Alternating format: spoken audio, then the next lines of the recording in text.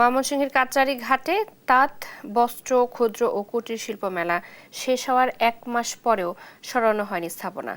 এখানে সংঘটিত হচ্ছে মাদক সেবন সহ নানা অপরাধ। এ বিষয়ে আরো জানাতে সরাসরি যুক্ত হচ্ছেন সহকর্মী ইলিয়াস আহমেদ। ইলিয়াস, মেলা শেষ হওয়ার 1 মাস পরও কেন সরানো হয়নি স্থাপনা? কর্তৃপক্ষ কি বলছে এ বিষয়ে?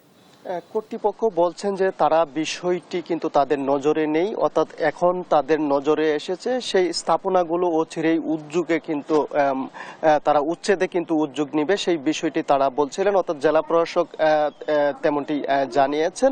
আমি যে জায়গাটিতে দাঁড়িয়ে আছি অর্থাৎ ব্রহ্মপুত্র নদের কাছারিঘাট এলাকায় 1 মাসেরও অধিক সময় ধরে তাঁত, বস্ত্র, ক্ষুদ্র কুটির শিল্প মেলা শেষ হলেও সেখানে কিন্তু স্থাপনাগুলো রয়ে গেছে, যার কারণে কিন্তু এখানে কিন্তু নানা অপরাধ সংগঠিত হচ্ছে। এবং এখানে কিন্তু আমরা দেখেছি বিগত সময়গুলোতে সাধারণত স্কুল, কলেজ এবং মাদ্রাসার শিক্ষার্থীরাও কিন্তু খেলাধুলা করত, তাদের কিন্তু খেলাধুলাও ব্যাহত হচ্ছে।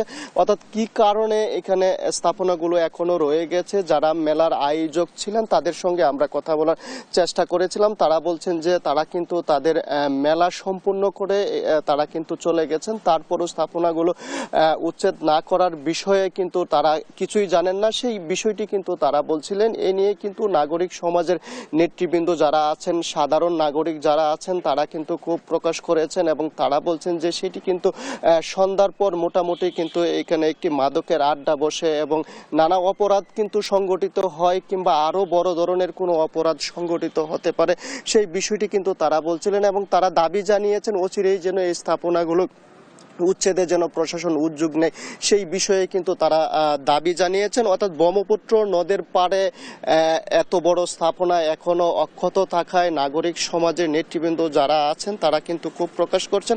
আমরা যদি এই বিষয়টি নিয়ে একটু যুক্ত হতে চাই, ব্রহ্মপুত্র সুরক্ষা আন্দোলনের সমন্বয়ক রয়েছে আবুল কালাম আল আজাদ, আবুল কালাম আল আজাদের সঙ্গে আমরা একটু যুক্ত হব, জানতে চাবো এতে এই বিষয়টিকে আপনারা কিভাবে দেখছেন? 1 মাসেরও অধিক সময় ধরে এই স্থাপনা এখনো উচ্ছেদ হয়নি। প্রথম কথা হচ্ছে যে এই ব্রহ্মপুত্রের বুকে প্রতি বছর এই ধরনের মেলা করা এইটাই তো বেআইনি কাজ। তারপরে দেখেন যে এখানে চারপাশে পাকা স্থাপনা করা হয়েছে, মানে এই নদীটা, এই জায়গাটা দখল করার একটা মানে সুনির্দিষ্ট পরিকল্পনা এর ভিতরে আমরা দেখি। কিভাবে এই মেলা আয়োজন হয়, কারা এই মেলা আয়োজন করে, মানুষ কিন্তু সেটা জানে না। একদল ব্যবসায়ী তারা টাকা কামানোর জন্য এই মেলাটার আয়োজন করে, যেটার সাথে সরকারও সংশ্লিষ্ট না, প্রভাব খাটিয়ে এটি করে, পয়সা বিনিময়ে এটি করে এবং প্রশাসন তাদেরকে বারবার এই কাজগুলোতে হেল্প করে। আমরা মানে এতদিন দেখেছি এখনো এই চারপাশে কিন্তু প্রচুর পলিথিন, প্লাস্টিক পড়ে আছে এবং সেটি মাসের পর মাস পরে থাকে, তারপরে সেটা নদীতে ফেলা হয়। নদীর পরিবেশ, প্রাণ বৈচিত্র্য সেটার জন্য নষ্ট হয় এবং আমরা চাইবো যে এইখানে যেন আর কখনোই এই ধরনের প্লাস্টিকের বাণিজ্য মেলা না হয়।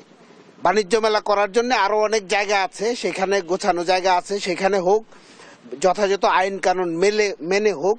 এবং এইখানে যেমন এখনো মানে 1.5 মাস পরেও কোনো স্থাপনা এখান থেকে সরানো হয় নাই। এটা কোন আইন বলে? সিটি কর্পোরেশন কি করছে, জেলা প্রশাসন কি করছে, বিভাগীয় প্রশাসন কি করছে? এখানে হাত দিয়ে মাপা যায় এতটুকু দূরত্বে প্রশাসনের কর্তারা বসেন। তারপরেও তারা যদি বলেন যে আমরা দেখি নাই, এটা আসলে সত্যের অপালাপ। এটা আসলে সত্যকে তারা ঢাকতে চাচ্ছেন, তাদের ব্যর্থতাকে ঢাকতে চাচ্ছেন।